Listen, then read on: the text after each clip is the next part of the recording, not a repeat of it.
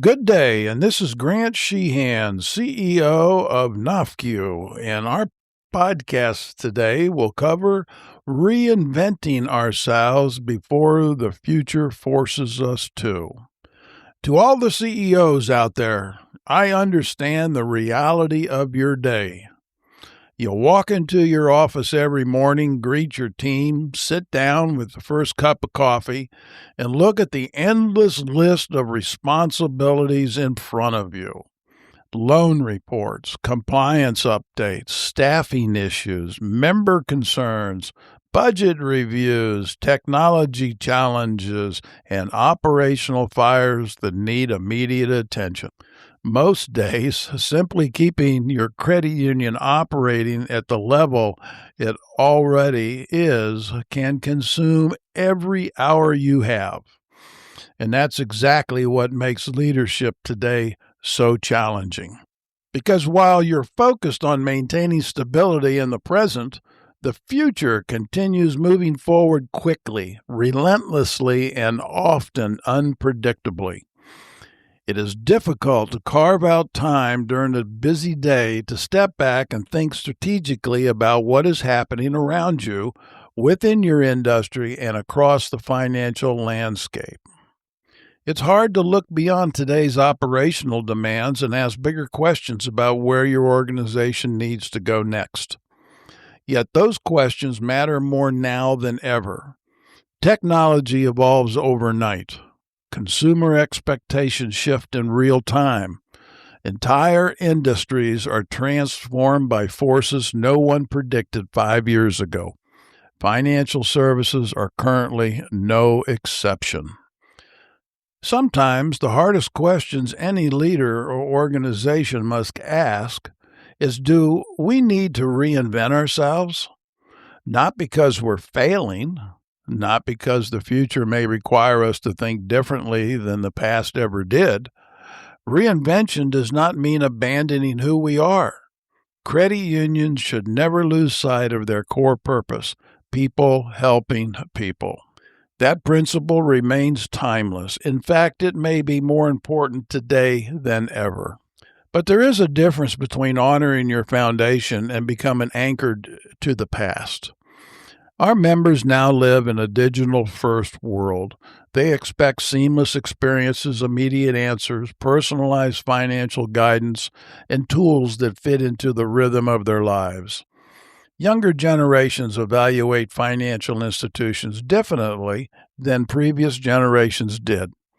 Convenience matters, innovation matters, and speed matters. And increasingly, relevance matters. The question is not whether change is coming.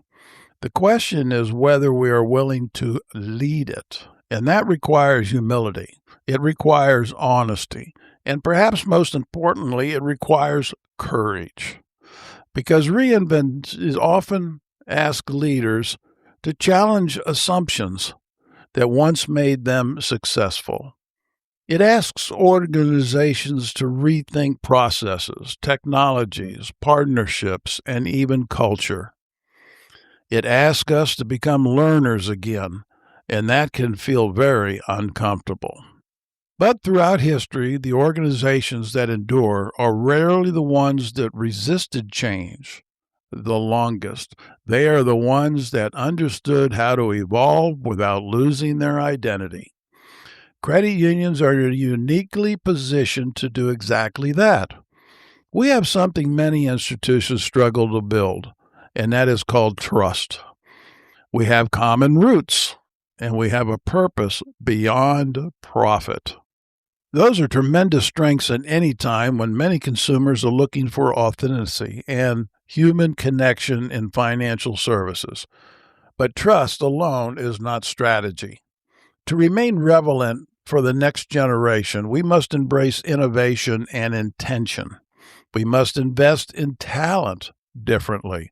We must modernize systems that no longer serve our future. We must explore new partnerships, technologies, and new ways of engaging members. And yes, sometimes we must reinvent ourselves before the circumstances force us to.